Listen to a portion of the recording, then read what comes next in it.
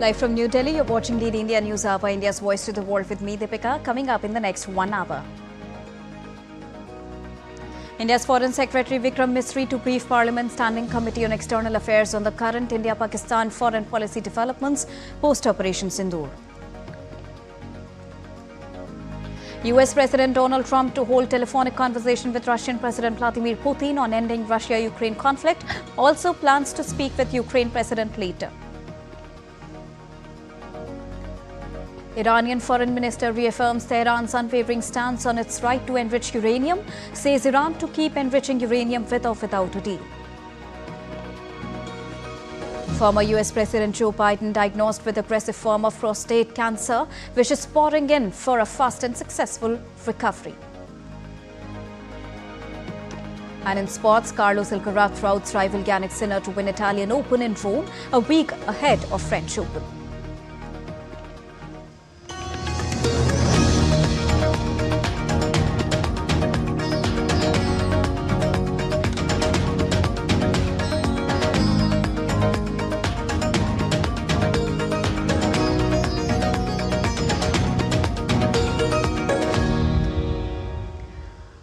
A very good morning to all the viewers joining us at this hourly morning broadcast. To begin with the latest, Foreign Secretary Vikram Misri will brief the Standing Committee of the Parliament on External Affairs on Monday on the current foreign policy developments regarding India and Pakistan.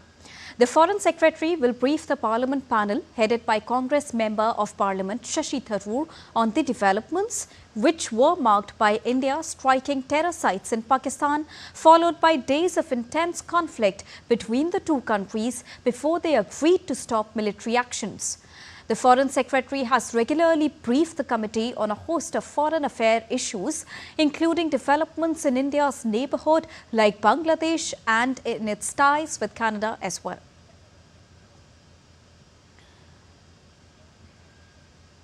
The Ministry of Defence said that Operation Sindoor marked a turning point in India's defence doctrine, demonstrating tri-services synergy, strategic depth and technological dominance in response to the Pahalgam terror attack. Operation Sindoor was conceived as a punitive and targeted campaign to dismantle the terror infrastructure across the line of control and deeper inside Pakistan. With precision airstrikes on key targets like Noor Khan and Rahim Yar Khan air bases, robust naval posturing through a carrier battle group, and effective Army-BSF coordination on the ground, India showcased seamless multi-domain warfare. Under the operation, India carried out precision strikes on terror infrastructure early on the 7th of May in response to the 22nd of April Pahalgam terror attack. The ministry went on to add that the operation was powered by integrated systems like IACCS and Akash missile and backed by major reforms. CDS-led DMA, integrated theatre commands, joint logistics nodes and real-time joint exercises like Prachand Prahar and Desert Hunt. In the aftermath of the operation, Pakistan initiated a series of retaliatory attacks targeting key Indian air bases and logistical infrastructure. These attempts, however, were effectively neutralized by India's comprehensive and multi-layered air defense architecture. Simultaneously, the Indian Army demonstrated its preparedness and effectiveness in both defensive and offensive roles. The Army's air defense units worked in tandem with the Air Force, deploying a wide array of systems, the ministry said, adding these units were instrumental in countering waves of drones and loitering munitions launched by Pakistan. The ministry also highlighted the Indian Navy's role during the operation. The Navy's ability to establish uncontested control over the seas also validated its anti-missile and anti-aircraft defense capabilities in a complex threat environment. The anti-terrorist squad of North Indian state of Uttar Pradesh arrested a suspected Pakistani spy for allegedly working for Pakistan's intelligence agency and engaging in cross-border smuggling from Muradabad. According to UP ATS officials, credible information was received indicating that a man operating along the India-Pakistan border was involved in smuggling activities and was being supported by Pakistani intelligence operatives. Upon further investigation, ATS identified the suspect as Shehzab Wahab, who was a resident of Rampur district. The ATS said that Shehzad had travelled frequently to Pakistan over the past several years and used these trips to illegally transport the goods, including cosmetics, spices, clothing and other items across the border. The officer added that Shehzad shared classified information with ISI agents and also facilitated financial transactions for Pakistani handlers operating in India. Moreover, Shehzad is suspected of recruiting individuals from UP, sending them to Pakistan under the pretext of smuggling or employment with the ultimate aim of assisting the ISI.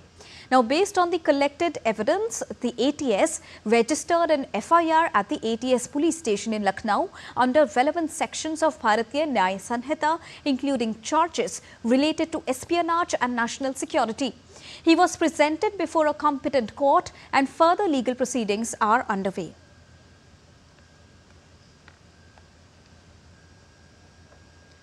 The Government of India has formed 7 multi-party delegations to present India's stance on Operation Sindoor and cross-border terrorism.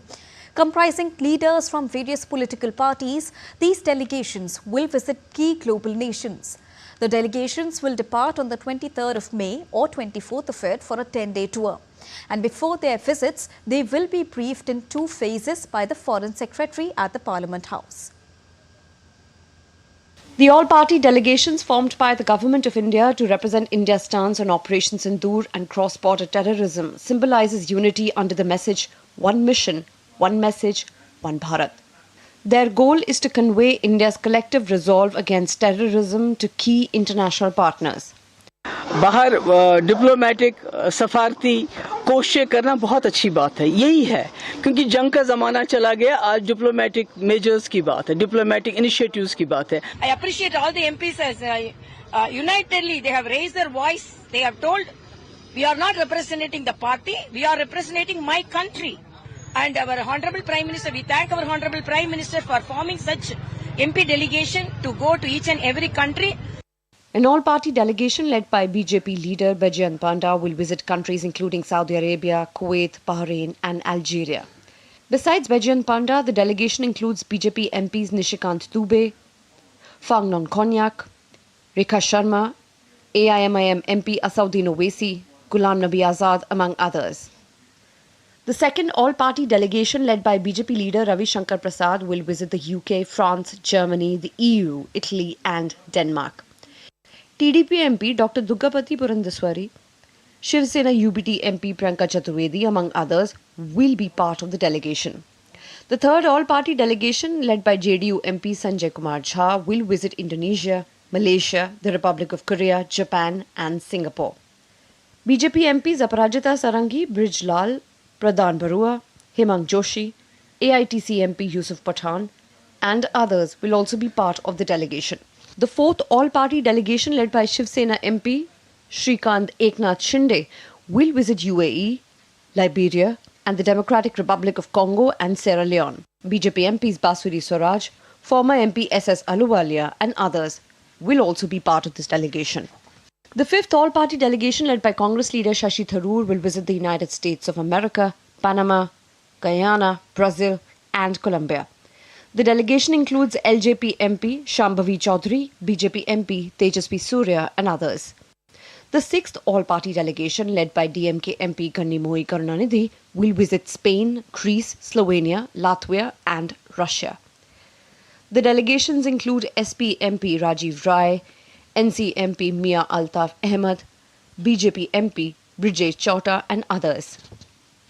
The seventh all-party delegation led by NCP SCP MP Supriya Sule will visit Egypt, Qatar, Ethiopia and South Africa.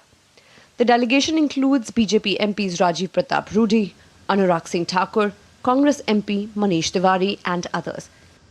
The leaders and members of the delegations have expressed their gratitude to the government for the opportunity to represent the nation globally and convey the message on fighting terrorism. Rabindra Chauhan's report for DD India. Moving on, the International Monetary Fund has imposed 11 tough conditions on Pakistan before releasing the next tranche of its $7 billion bailout package. While the IMF recently dispersed a second tranche of $1 billion under a $7 billion bailout package, it also imposed 11 stringent conditions. Now, these conditions have further deepened Pakistan's economic and political challenges. Let's take a look at the list of new conditions. It says Pakistan must pass a federal budget of Pakistani rupee of 17.6 trillion, which is approximately 63 billion US dollars for the fiscal year 2025-26 through the parliament by the 2025 month of June, with PKR 1.07 trillions allocated for development expenditure. It further says that all 4 provinces must implement a new agricultural income tax law by June 2025, ensuring the taxpayer registration, return processing and compliance through digital platforms. It says that Pakistan must also publish a governance action plan based on the IMF's governance diagnostic assessment to address weaknesses in the governance. Further, a long-term financial sector strategy must also be developed for the post-2027 period, including regulatory and institutional reforms starting in 2028. Now, structural reforms must also be implemented, including broadening the tax base, reducing subsidies and strengthening the fiscal discipline. The IMF further demanded strict monitoring and transparency on the use of the loan, particularly to ensure that funds are not misused. Policies must be implemented for climate change and disaster preparedness under 1.4 billion US dollars resilience and sustainability facility. And further, the IMF has advised reducing military spending that accounts for 16% of the federal budget to increase investment in sectors such as education and health. Given the India-Pakistan tension, the IMF warned that regional instability could derail the economic reforms, and strict measures must be taken to prevent tax evasion and impose taxes on untapped sectors. Further, electricity subsidies must be reduced and privatization in the energy sector must be promoted.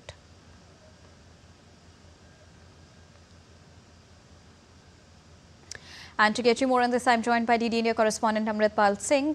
Good morning, Amritpal. When we look at the 11 impositions that IMF has imposed on Pakistan for the bailout package, how difficult is it going to be for Pakistan now? Well, Pakistan has to follow them if it wants the loan. So if it wants the bailout package, they are in no position to refuse the bailout package. They have to comply with these 11 new impositions that the IMF has imposed on them. The idea basically is that Pakistan utilizes the money given to it, Deepika, for the purposes given to it. That's boosting the economy, getting their fiscal position right, to ensure that spending is done on what it's gotten the money for. India, if you remember, had abstained in that process when the voting had taken place again for this bailout package, saying that it will be diverted for anti-India activities. And the IMF, if I can read, notes in its reports that rising tensions between India and Pakistan, if sustained or deteriorate further, could heighten the risks to fiscal, external and reform goals of the program. The idea basically is that, after hectic diplomacy by India, that Pakistan has been consistently diverting funds to fund anti-India activities to spend on its military. So these, impositions like getting the budget approved by the parliament, the objective is that if you get it approved by your parliament, you put it down on paper and say it's spending under these heads for development, and there is a certain tracking procedure that the IMF can hold them accountable to. Governance reforms, less military spending, agricultural reforms, allocating money for climate change, etc.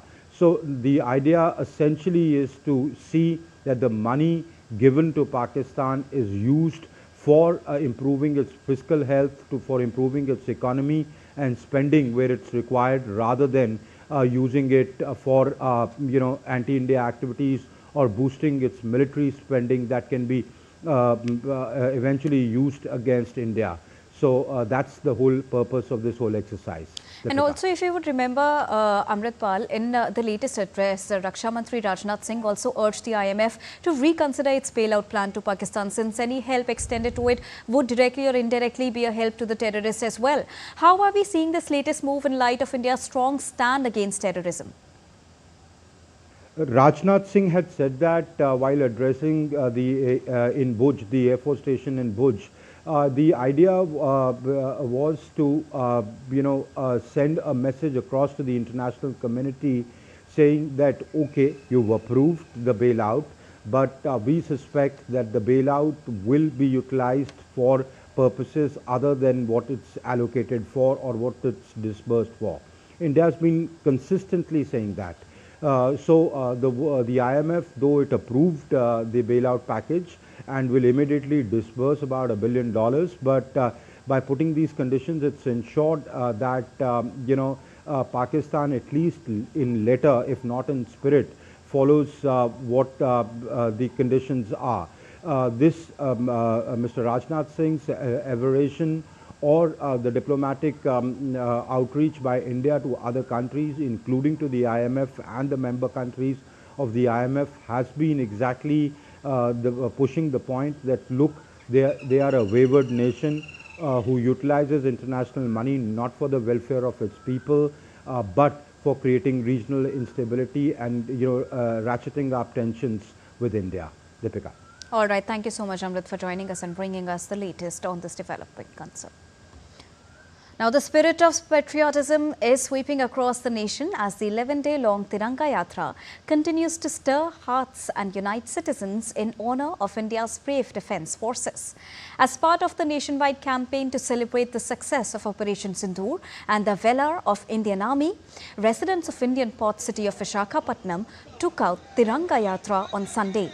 People from all walks of society took part in the Tiranga rally and expressed their gratitude to the armed forces.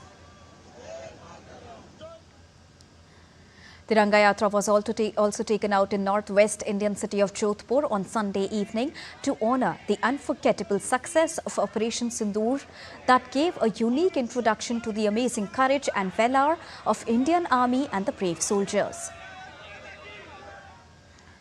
Rajasthan Chief Minister Bhajanlal Sharma led the Tiranga Yatra rally in Jaipur on Sunday, paying tribute to India's armed forces and scientists for their contribution in Operation Sindhur. Tiranga Yatra was also organised in Ajmer to pay tribute to the forces behind Operation Sindhur. The rally witnessed overwhelming participation of people of all sections of the society. Residents of North India's Deoria also took part in a Tiranga Yatra to mark the success of Operation Sindhur.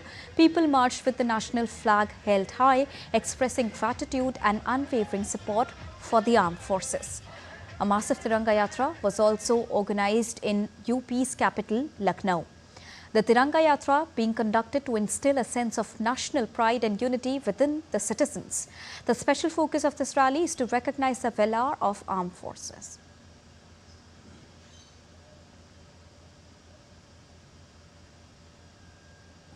Time to take a short break. We'll be right back.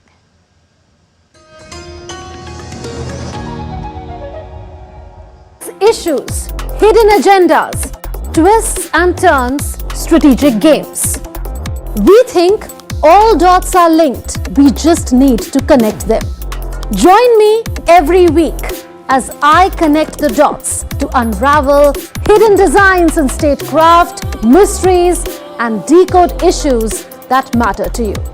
Watch Connecting the Dots with me at these times on DD India.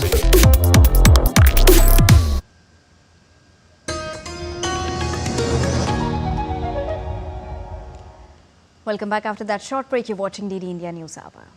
Now, External Affairs Minister Dr. S. Jaishankar will embark on a 6-day visit of the Netherlands, Denmark and Germany beginning from Monday. During his visit, the minister is expected to meet the leadership of the 3 countries.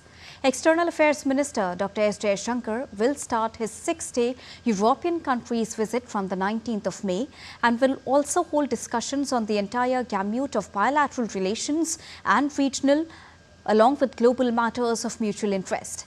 Dr. S. Jaishankar's Germany visits align with Friedrich Merz's new role as Federal Chancellor, signalling continued commitment to India-Germany strategic partnership. During his visit, the minister is also expected to highlight Pakistan's relentless support for cross-border terrorism.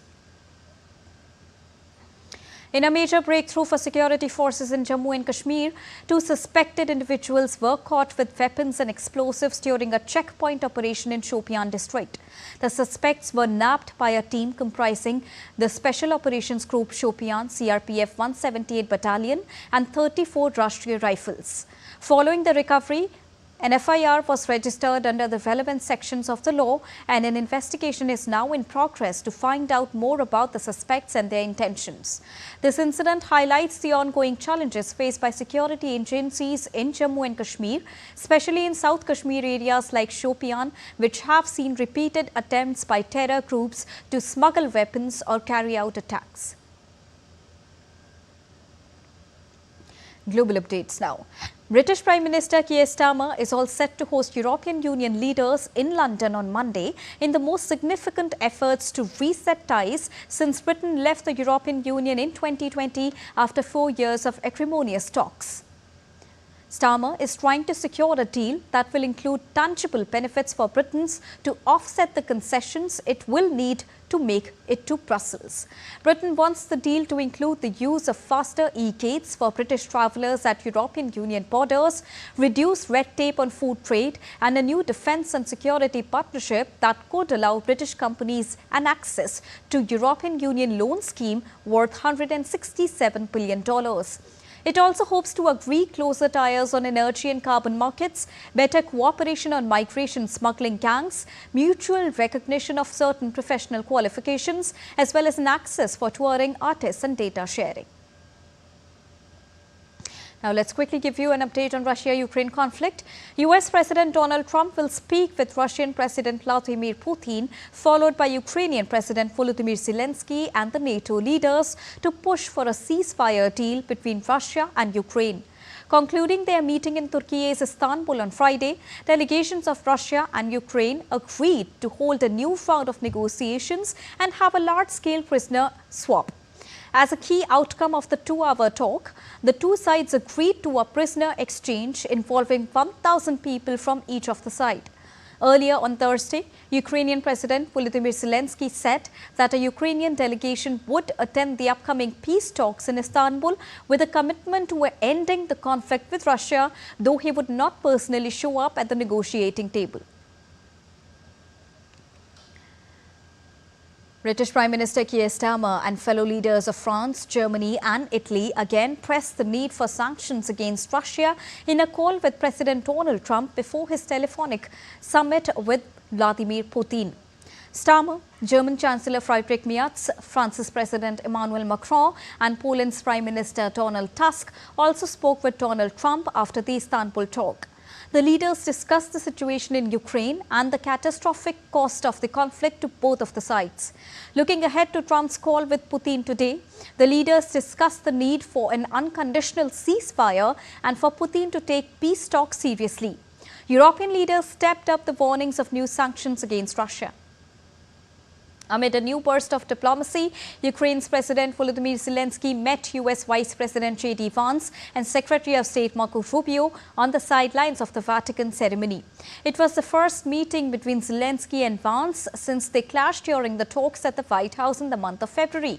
Zelensky said the meeting was good and reaffirmed that Ukraine is ready to be engaged in real diplomacy.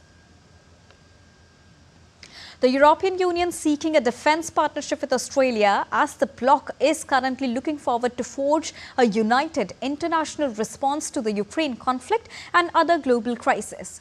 European Commission President Ursula von der Leyen pointed to similar security agreements the bloc had inked with South Korea and Japan last year.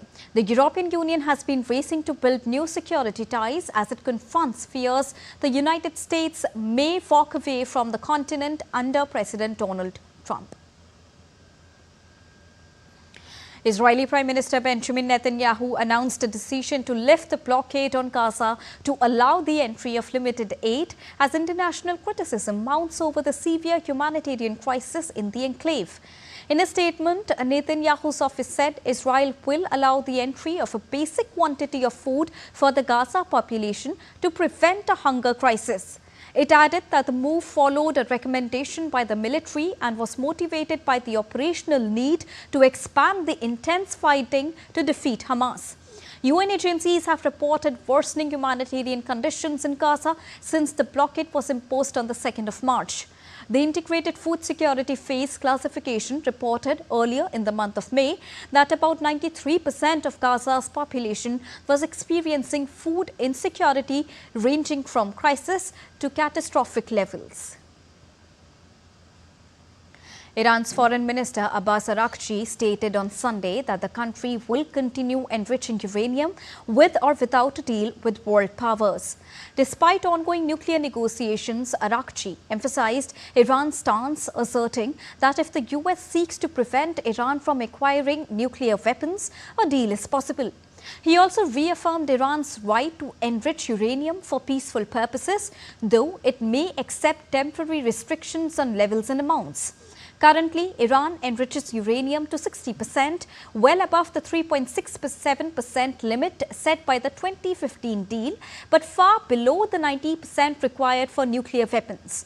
Abbas Araghchi also expressed willingness to rebuild trust with European powers and emphasized that Iran is open to new talks with Europe, provided they approach the issue independently. Meanwhile, European powers are weighing whether to trigger the snapback mechanism, reinstating UN sanctions in response to Iran's nuclear activities. Now, Canada has temporarily paused some counter tariffs against the United States, but Finance Minister Francois-Philippe Champagne on Sunday pushed back against claims they have all been quietly lifted. Now, this came as Canada's Prime Minister Mark Carney and US Vice President J.D. Vance discussed trade in Rome after they attended the inauguration Mass at the Vatican for Pope Leo XIV. Vance, in a brief statement, called it a casual meeting about their two nations' shared interests and goals, including fair trade policies. Carney's office said that Canada's counter tariffs were calibrated to respond to the US while limiting economic harm to Canada. Mark Carney, who won Canada's April 28th election on a pledge to stand up to US President Donald Trump, had slapped counter tariffs on billions of dollars of imports from the United States in response to US tariffs on Canadian goods. Now, China has imposed anti-dumping duties of up to 75% on plastic imports from the US, European Union, Taiwan and Japan on Monday after finding evidence of unfair pricing. Now, these taxes target polyformaldehyde copolymer, a thermoplastic used in car parts, medical devices and household items. The tax rates ranging from 3.8% to 74.9% will come into effect immediately.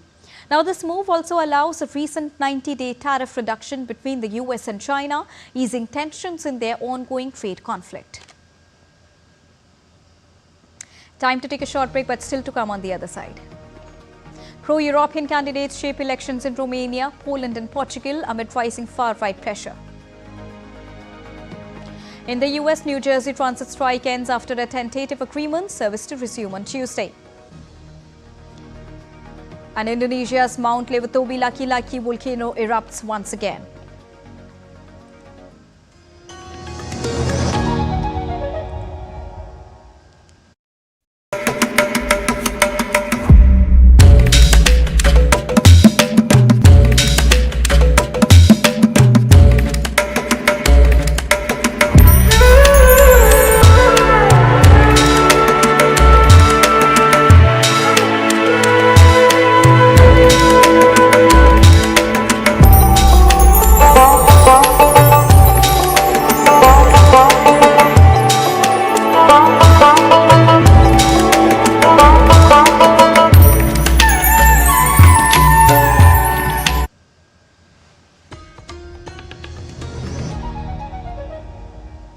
Welcome back after that short break. You're watching DD India News Hour. It's now time to quickly recap the top headlines of the hour. India's Foreign Secretary Vikram Misri to brief Parliament's Standing Committee on External Affairs on the current India-Pakistan foreign policy developments post-Operation Sindoor. US President Donald Trump to hold telephonic conversation with Russian President Vladimir Putin on ending Russia-Ukraine conflict. Also plans to speak with Ukraine President later. Iranian Foreign Minister reaffirms Tehran's unwavering stance on its right to enrich uranium, says Iran to keep enriching uranium with or without a deal. Former US President Joe Biden diagnosed with aggressive form of prostate cancer, wishes pouring in for a fast and successful recovery. In sports, Carlos Alcaraz routs rival Yannick Sinner to win Italian Open in Rome, a week ahead of French Open. Former US President Joe Biden has been diagnosed with an aggressive late-stage prostate cancer that has spread to his bones. The hormone-sensitive cancer is being reviewed for treatment options. The diagnosis has drawn bipartisan support and renewed focus on Biden's health during his final years in the office. DD India's Antra Sinha has more. Take a look. Former US President Joe Biden has been diagnosed with an aggressive form of prostate cancer that has spread to his bones. The 82-year-old Democrat lost his son Beau to cancer in 2015. Biden's doctors reported that while the cancer is aggressive, it is hormone sensitive, allowing for potential management through treatment options. His office stated that he and his family are currently reviewing treatment plans with medical professionals. Biden is expected to undergo hormone therapy, which helps slow cancer growth by reducing hormone levels that can fuel the disease. Leaders cutting across party lines voiced support for Joe Biden in his fight against the deadly disease. Former US President Barack Obama, who worked with Biden on cancer research, expressed confidence in Biden's ability to fight the disease, praising his long-standing commitment to cancer treatment efforts. Kamala Harris also extended support via a post on X, stating that Joe is a fighter. US President Donald Trump also expressed his sympathy, extending his best wishes for a speedy recovery. While Biden's health has been scrutinized during his presidency, medical experts suggest that his recent decline in physical and mental acuity is unlikely linked to the cancer diagnosis. Dr. Chris George, a cancer specialist, noted that Biden's condition is manageable, and while it is not curable, patients often live for several years with proper treatment. It's not good news when anyone has cancer. There's some things about this presentation that are worrisome. Number one is under a microscope, the cancer cells appear to be aggressive. That means that the cancer is not curable. There's no treatment available that can cure the cancer. The Americans in Washington, D.C. also expressed sadness over former US President Joe Biden's cancer diagnosis. Cancer is an enemy that we can face no matter what time, so I'm sad that he and his family have to go through this battle. God, it's definitely troublesome, not only for him as a person. We have to remember politicians are people, in addition to being public servants. So my sincerities go out to his family. I mean, just finding out, I feel bad for him, of course. Personally, he didn't align with my political beliefs, but I don't believe that would define the value of his life. So I'm sorry, I feel bad for him and his wife and his kids, of course. Biden, who left office in January this year as the oldest serving president in US history, had long faced scrutiny even from within his own party over his health, age, and capacity to handle the demands of office. His diagnosis of aggressive late-stage prostate cancer now casts a new light on those concerns, underscoring the personal and political challenges he faced in his final years in public life. Antra Sinha for DD India. At the age of 82, former US President Joe Biden faces a final personal battle, an aggressive prostate cancer diagnosis. Known for his resilience through profound personal tragedies and political storms, Biden's journey from sorrow to statesmanship now takes a solemn turn. DD India's Antra has more. Take a look.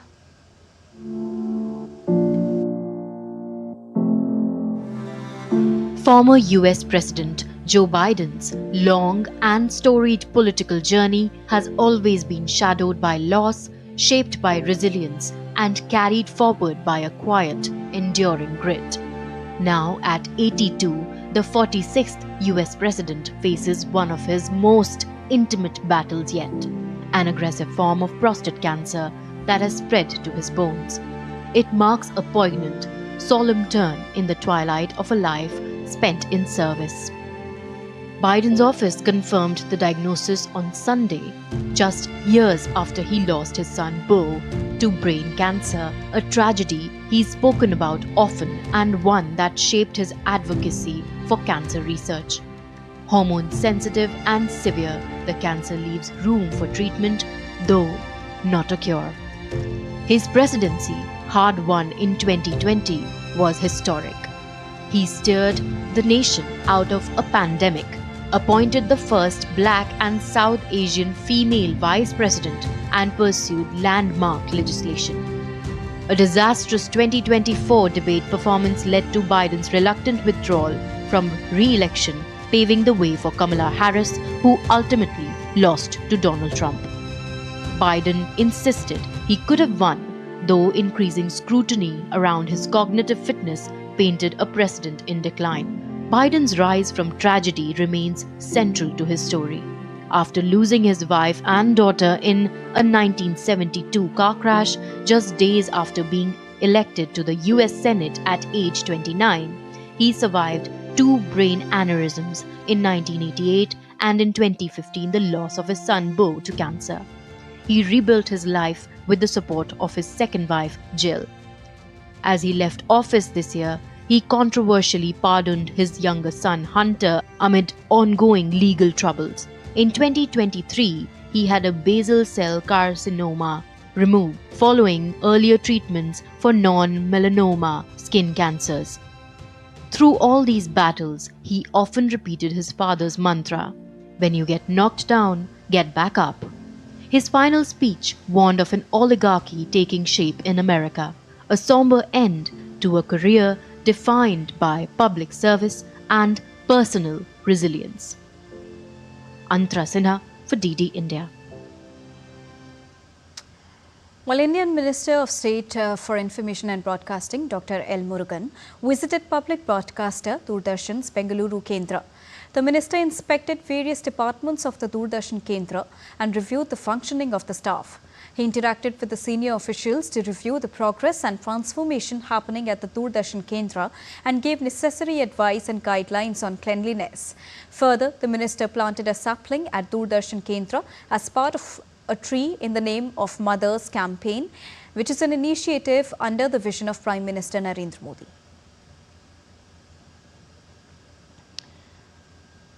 Union Minister Manohar Lal is in Brazil today for the BRICS Energy Ministers meeting, showcasing India's remarkable progress in the power sector over the past decade.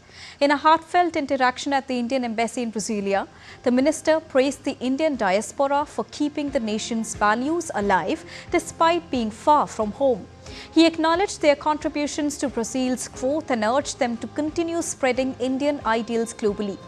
Union Minister's visit emphasizes India's commitment to international cooperation in energy. Portugal's incumbent centre-right party won the most seats in the country's third general election in 3 years on Sunday, but again fell short of a parliamentary majority. Near-complete official results showed that Prime Minister Luis Montenegro's Democratic Alliance captured 32.7% of the vote, with the Socialist Party and Chega virtually tied in the second place. The election, the third in as many years, was called 1 year into an AD minority government's term after Montenegro failed to win a vote of confidence in the month of March, when the opposition questioned his integrity over dealings of his family's consultancy firm. Montenegro has denied any wrongdoing. With all of the domestic ballots counted, electoral data showed that AD winning 89 seats in the 230-seat parliament, 9 more than in the previous elections. The Socialists obtained just about 50,000 votes more than Chega and fell to 58 seats from 78. Socialist leader Pedro Nuno Santos said he would step down.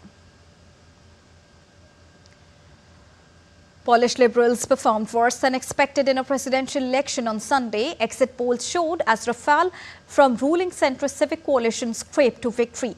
According to the polls, Rafal placed first with 31.2% of the vote ahead of Karol, the candidate backed by the Nationalist Law and Justice Party, who had 29.7%. If confirmed, the result would mean that Rafal and Karol will go head-to-head in a runoff vote on the 1st of June. The latest poll after the first round gave Rafal 46% in the runoff and Karol 44%, with 10% of the voters either undecided or refusing to say. Far-right candidates Levomir Mintnes and Grzegorz Braun scored more than 21% combined. Turnout was 66.8% according to the late poll.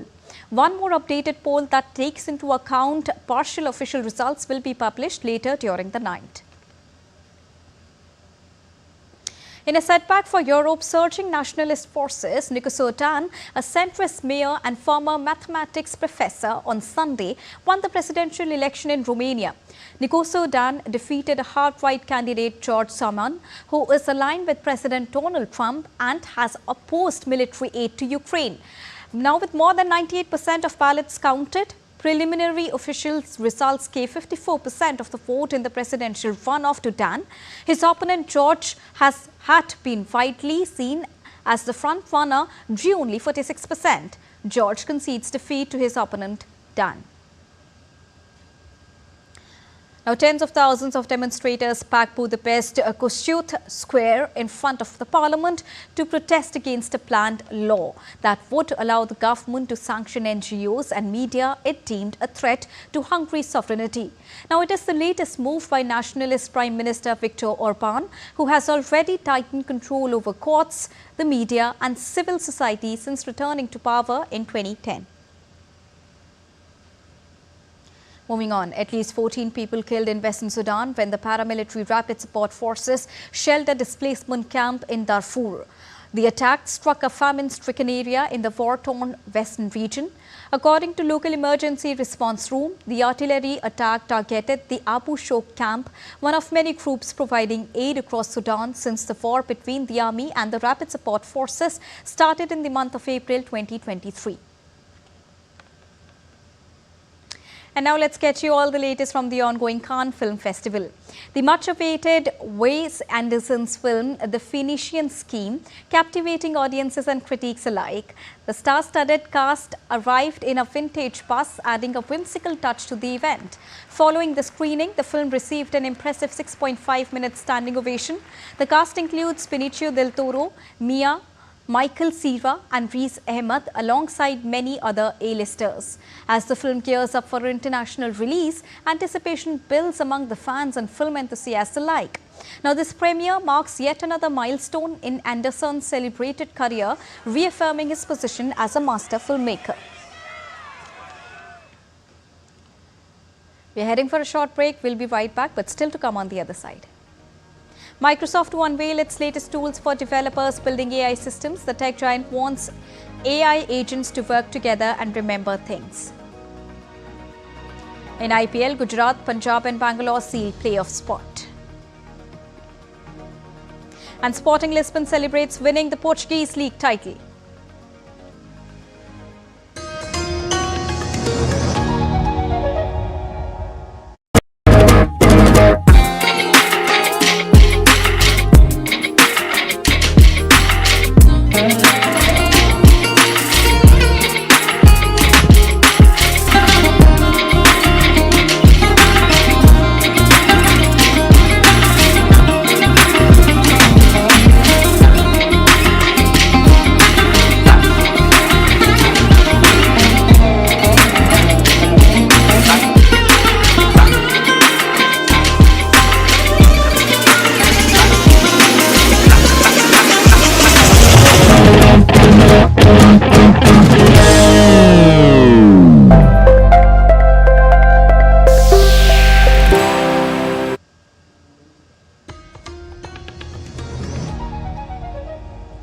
Welcome back after that short break. You're watching DD India News Hour. Now it's time to get you all the latest from the world of business.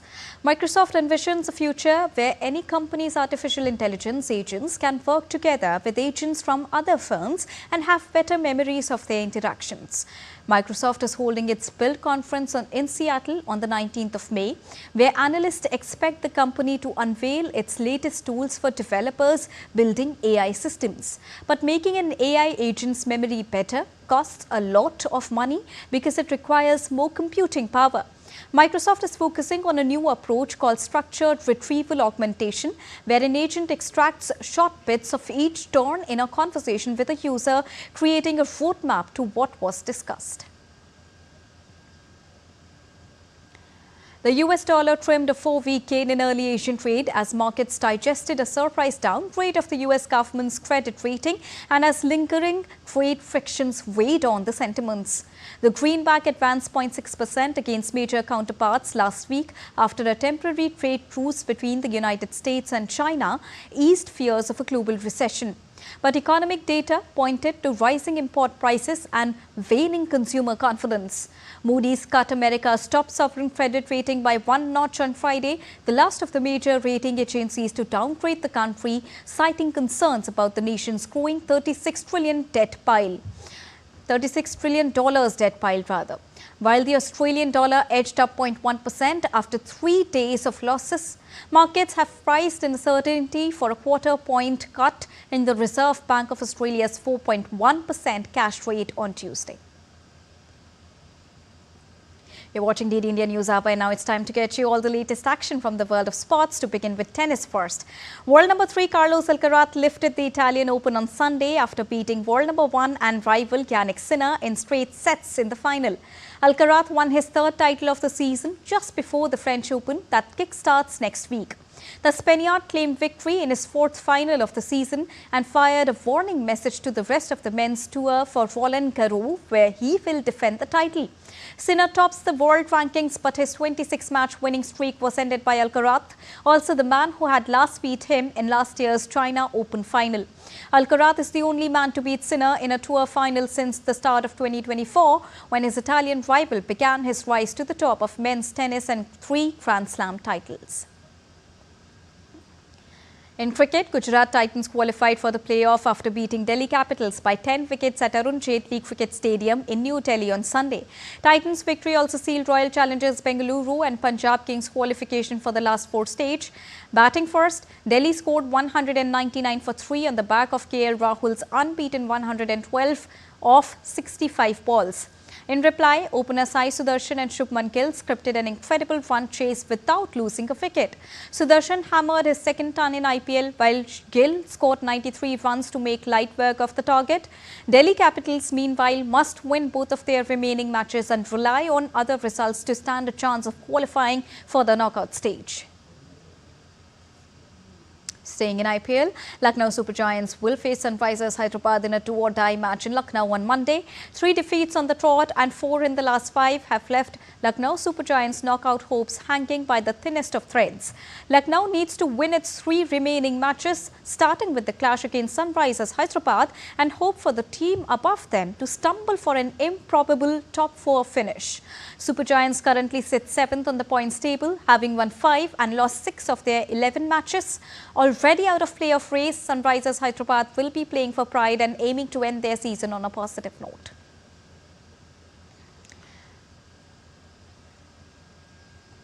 The second edition of Kalpana Chawla All India Women's Cricket Tournament concluded at the City Fort Sports Complex in New Delhi, highlighting the growing momentum behind women's cricket in India. Celebrating not just sporting excellence, but the enduring legacy of courage and empowerment, the event brought together young women cricketers from across the country. Here's a report. The spirit of women's empowerment and sporting excellence took center stage at the second Kalpana Chawla All India Women's Cricket Tournament held in New Delhi. Dedicated to honoring the legacy of astronaut Kalpana Chawla, the tournament aimed to celebrate her spirit and inspire a new generation of young women to pursue their dreams on and off field. This edition of the tournament witnessed participation from academies across the country with a focus on providing a competitive platform for emerging female cricketers. Over the course of the tournament, young athletes demonstrated grit, teamwork and passion. ये tournament हमने कराया है ना, ये बच्चों के promotion के लिए श्री फोर्ट जैसे ग्राउंड पे, जो कि एक अच्छा हमने एटमॉस्फेयर देने के लिए, अच्छी फैसिलिटीज़ देने के लिए, 40 ओवर से क्रिकेट कहीं नहीं होता, हम लोग रेड बॉल से वाइट कपड़ों में फर्स्ट टाइम दिल्ली में टूर्नामेंट हो रहा है, सेकंड टाइम हम लोग करा रहे हैं इसको, और इसमें अच्छे माहौल में है। और सबसे अच्छी बात है कि क्रिकेट की जो बेस्ट फैसिलिटीज़ हैं हम बच्चों को मुहैया करा रहे हैं। धीरे धीरे वुमेंस को स्पोर्ट्स डीडीसी भी कर रही है, वो भी एक वुमेंस लीग शुरू करना चाह रही है, और इस तरह से धीरे धीरे अगर करेंगे तो जैसे लड़कियां कितनी अच्छी परफॉर्म कर रही हैं, आप देखो ना WPL भी जीती, सारी चीज़ WPL भी होने लगी है, तो ये सब धीरे धीरे करके अच्छा प्रमोट हो रहा है। In the grand finale, RP Cricket Academy delivered a commanding performance, scoring 255 runs and defeating Bal Bhavan Cricket Academy by a massive margin of 158 runs to lift the championship trophy. Nazma Khan was the standout performer of the day, clinching both Player of the Match and Player of the Tournament awards for her exceptional performance throughout the competition. It was a good experience. Like the other team was very competitive, and we had enjoyed each and every game. So it's a good combination. And it was a good tournament for us. The closing ceremony was graced by Pradeep Jindal, who is the brother of Delhi Chief Minister Rekha Gupta, along with senior officials from the Delhi and District Cricket Association. The dignitaries facilitated the winning and runner-up teams and applauded the organizers for promoting women's sports through a tournament of such scale and significance. As curtains fall on the second edition of Kalpana Chawla All India Women's Cricket Tournament, the echoes of determination and passion linger across the City Fort Sports Complex in New Delhi. The tournament was not only a fitting tribute to the great astronaut, but it was a testament to the fact that sports has the power to create an inclusive and empowered environment for women. With cameraman Yogesh, this is Meher Raj Singh for DD India, Delhi. The Khelo India Beach Games kicked off on Monday in the Union Territory of Dadra and Nagar Haveli and Daman and Diu. Over 800 athletes from 22 states and union territories are competing for medals across 6 sports such as beach soccer, penchek silat, sepak takraw, beach kabaddi, beach volleyball and open water swimming. Penchek silat, a type of martial arts sport, will see the highest participation with 22 teams set to gun for glory. The tournament will run from the 19th till the 24th of May. Massimo Sano of Italy broke the men's 35-kilometer race walk world record with a time of 2 hours, 20 minutes and 43 seconds at European Race Walking Team Championship in Czech Republic on Sunday.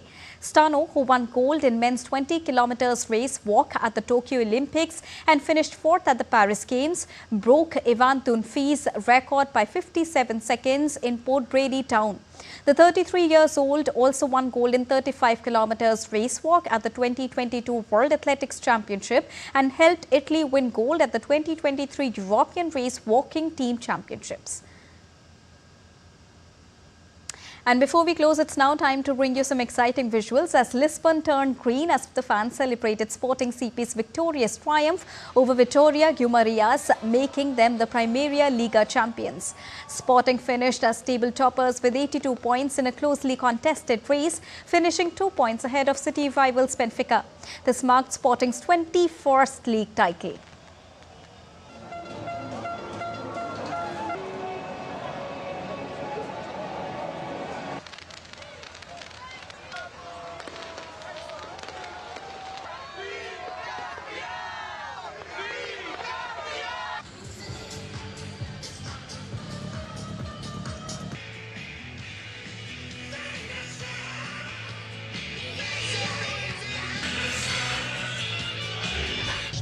E o que é que lhe diria se pudesse falar com ele? Eu penso que sim. Esta vai começar. Muito boa noite. Boa noite. Está com um sorriso de orelha a orelha. Atrás do palco e Sporting fez 39 gols, 3 em toda a Coates. É um dos líderes desta equipa. E creio que nenhum Sport foi mal empregue em morte. Há 2 espaços reservados exatamente para... That's all for this edition of DD India News Hour, but do let us know your thoughts on the news of the day. For those on the go, you can get all the latest news and updates from India and across the world on the DD India mobile app. The app is available on both Android and iOS platforms. Scan the QR code on the screen to download it right now. We'll be back with more news as it breaks here on DD India. I am Deepika, and from all of us here in New Delhi, thank you so much for watching DD India News Hour. Namaskar.